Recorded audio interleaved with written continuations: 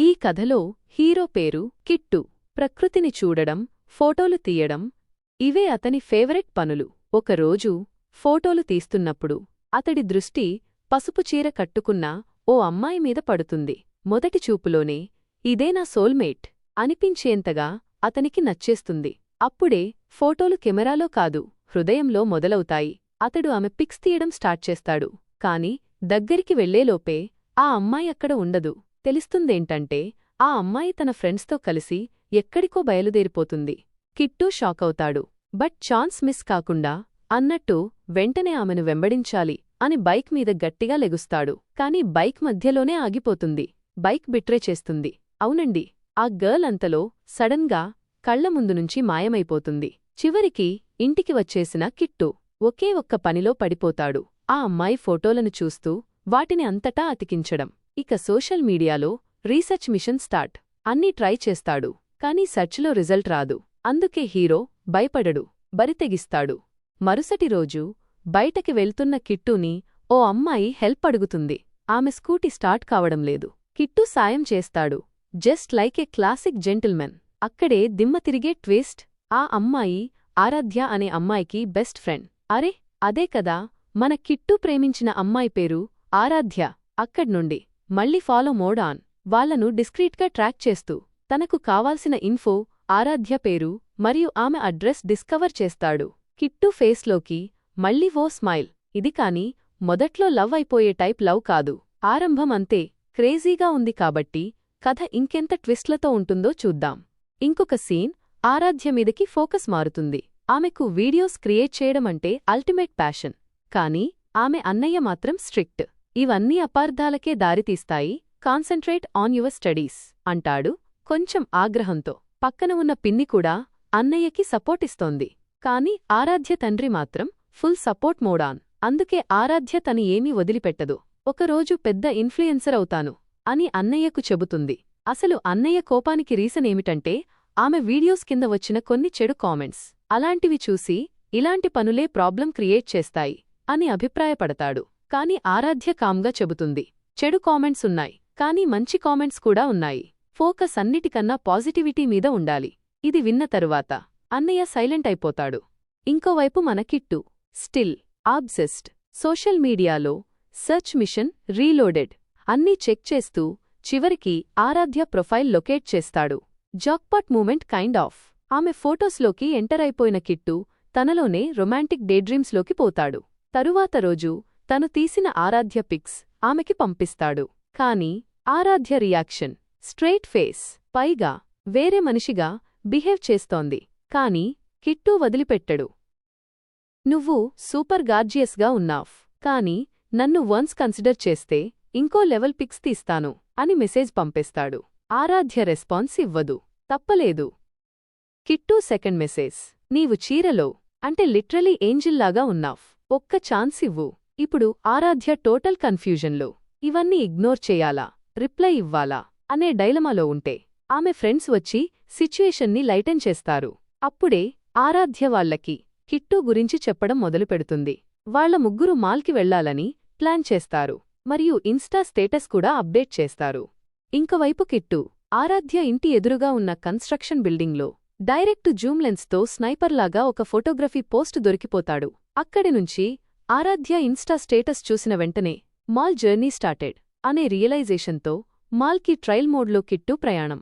మళ్ళీ అక్కడ కూడా full on stalk mode active. Still pics, soft smiles, imaginary romantic music, all in the air. ఇదిగో రాత్రి kit ఇంటికి వచ్చేస్తాడు.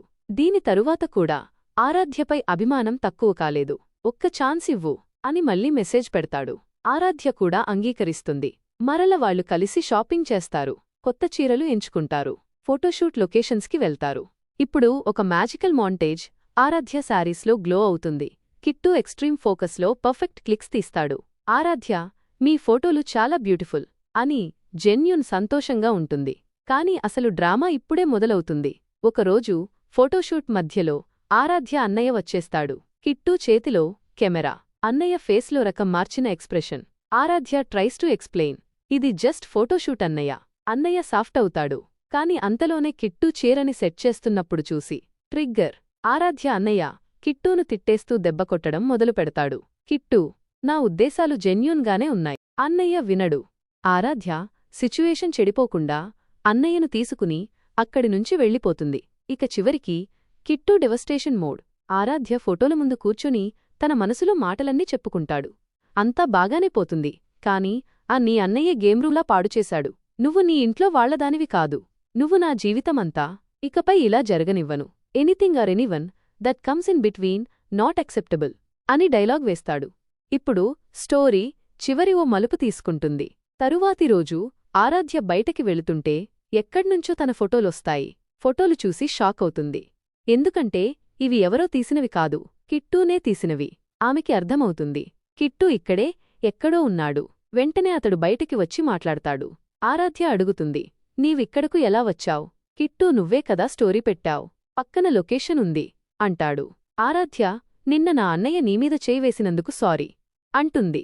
కాని కిట్టూ సీరియస్గానే, నీ అన్నయ్య చేసిన పని నువ్వేం సారీ చెప్పాలి, అతడే తప్పు అంటాడు. అంతటితో ఆగడు. అతను పిచ్చివాడు, అంతం తెలీని ఒక్కడు అంటాడు. ఈ మాటలు విని ఆరాధ్య కోపంగా మారుతుంది. నాకు నా అన్నయ్య మీద ప్రౌడ్ ఉంది. అతను నా గురించి పట్టించుకుంటాడు. ఇక్కడే ఎమోషన్స్ క్లాష్ మొదలవుతుంది. ఆరాధ్య స్పష్టంగా చెబుతుంది, నీ ఫోటోషూట్ అయిపోయింది. ఇప్పుడు నన్ను కలవకు. కిట్టూ ఇంటికి తిరిగి వచ్చి ఆరాధ్య మాటల్ని దాహంగా మింగుతున్నట్టు ఒక సీన్ చూపిస్తారు. ఆమె మాటలు తన సెంటిమెంటును తిరిగేస్తాయి. తరువాత రోజు డిస్గైజ్ వేసుకున్న కిట్టూ ఆరాధ్య సమీపంలో ఉన్న షాపింగ్ ఏరియాకి వెళ్తాడు. దాక్కుని ఫోటోలు తీయడం స్టార్ట్ చేస్తాడు. అయితే ఆరాధ్య అన్నయ్య అతన్ని గుర్తుపట్టి బాధేస్తాడు. ఇది వింటూ వచ్చిన ఆరాధ్య కిట్టూ వేషం చూసి షాక్లో పడుతుంది. నువ్వు ఇక్కడ ఎందుకు వచ్చావ్ అంటుంది. కిట్టూ చెబుతాడు, నీతో మాట్లాడడం కోసమే ఉన్నాను, కాని నీ అన్నయ్య మొదలుపెట్టాడు. అప్పుడు ఆరాధ్య, ఇక నువ్వు ఇక్కడ ఉండకూడదు అని ఖచ్చితంగా పంపేస్తుంది. ఇక్కడిది అసలు టర్నింగ్ పాయింట్. కిట్టూ ఇక ప్రేమకి బలం చూపాల్సిన చోట ఆ ఆబ్సెసిడ్ లవర్ అయ్యాడు. తను ఇంట్లో ఉన్నా ఊహల్లో ఆరాధ్య నన్నే ఇష్టపడుతుంది, కాని అన్నయ్య వల్ల ఎక్స్ప్రెస్ చేయలేకపోతుంది అనేదాకా వెళ్తాడు. ఇంకా తన అన్నయ్య ఈ మధ్యకి రాడంటే తానే నా చేతుల్తో అంతం. ఇదే అతని మెసేజ్. తరువాత రోజు మళ్లీ ఆరాధ్యను ఫోర్స్ చేస్తూ తన ప్రేమను వేధించడంలో నిమగ్నమవుతాడు. ఆరాధ్య తేల్చేసి చెబుతుంది, నువ్వు నాకు ఫ్రెండ్ మాత్రమే. కిట్టూ అసలు ఆ మాట వింటాడు కాని ఒప్పుకోడు. నువ్వు నన్నే ఇష్టపడతావ్, బట్ భయపడుతున్నావ్ అన్నట్టు బలవంతంగా తేల్చేస్తాడు. ఈ బలవంతపు ప్రేమ వెనుక నలుగుతున్నది తనలో పెరిగిన అసహనం. వెంటనే, నీ అన్నయ్య మళ్లీ అడ్డుపడితే నేనే చంపేస్తా అని అంటాడు. ఇదే ఆరాధ్యను చెమటలు పట్టించేస్తుంది. అప్పుడే ఆమె ఫ్రెండ్స్ అక్కడికొస్తారు. దాంతో కిట్టూ అక్కడి నుండి సీక్రెట్గా వెళ్తాడు. ఇంక అక్కడితో స్టోరీ అయిపోలేదు. రాత్రికి మళ్లీ మెసేజ్ వరుసలు, బెదిరింపులు, భావోద్వేగాలు, మానసిక ఒత్తిళ్లు. నీ అన్నయ్య మాట ఎందుకు వింటావ్? ఇంకోసారి అతన్ని ఈ మధ్యకి తీసుకొస్తే నీ ఫ్యామిలీ మీదకి వచ్చేస్తా. తుది వాక్యం. ఆరాధ్య బయటికి చూసింది. కిట్టూ ఆమె ఇంటి ముందునుంచే చూస్తున్నాడు. దీన్ని చూసి ఆమె లిటరల్లీ బ్రెత్లెస్ అవుతుంది. ఇది గాథ కాదు, ఎనీమోర్. తరువాతి రోజు ఆరాధ్య తండ్రికి మొత్తం విషయం తెలిసిపోతుంది. తన కొడుకును తిడుతూ, చిన్న చిన్న దెబ్బలు వేసే టైం కాదు, డైరెక్ట్ పోలీస్ స్టేషన్కి తీసుకెళ్లాల్సింది అని ఫైర్ అవుతాడు. అలాగే ఆయన వెంటనే పోలీసులకు ఇన్ఫార్మ్ చేస్తాడు. పోలీస్ స్టేషన్లో కిట్టూని హెచ్చరిస్తారు, ఆరాధ్యకు మెసేజ్ చేయవద్దు, కలవడానికి ట్రై చేస్తే డైరెక్ట్ అరెస్ట్ అని అంటారు. కాని కిట్టూ ఇంకా తన ఊహల్లోనే ఆరాధ్యను, నన్ను ఎవరు విడదీయలేరు, ప్రేమించుకుంటున్నాం అని అంటాడు. పోలీసులు కూల్గా చెబుతారు, ఫిర్యాదు చేసింది ఆరాధ్యే. ఇవైనా విని కిట్టూ యాక్సెప్ట్ చేయడు. పోలీస్ జస్ట్ హెచ్చరించి వదిలేస్తారు. బయటికి వచ్చిన కిట్టూ మళ్ళీ అదే ట్రాక్. ఆరాధ్య ఇంటి దగ్గరకు వెళ్లి అక్కడ ఉన్న కుక్కకి ఏదో తినిపించి స్పృహ తప్పించేస్తాడు.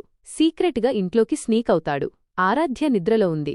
అతడు అల్మారాలోంచి ఆమె చీరలు తీసుకుని వెళ్ళిపోతాడు. నెక్స్ట్ డే కుక్క చనిపోయిందని ఆమె కుటుంబానికి తెలిసి అంతా షాక్.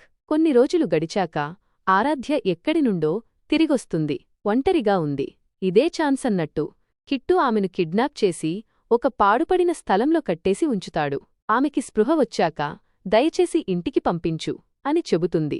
కాని కిట్టూ రివర్స్లో, నువ్వు నాకు నిజంగా ఇష్టపడుతున్నావ్, కాని ఒప్పుకోవడం లేదు అంటాడు. ఆరాధ్య, నేను నిన్ను ప్రేమించను అని స్పష్టంగా చెబుతుంది. ఇవి విన్న కిట్టూ వాటిని ఒప్పుకోలేక ఆమెను గట్టిగా కొడతాడు.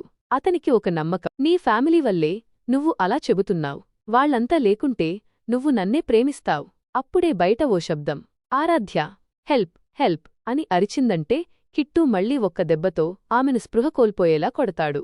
తరువాత ఎవరో అజ్ఞాత వ్యక్తి వస్తాడు. ఆరాధ్యను చూడగానే లేపి ఆర్యూ ఓకే అన్నట్లు మాట్లాడతాడు.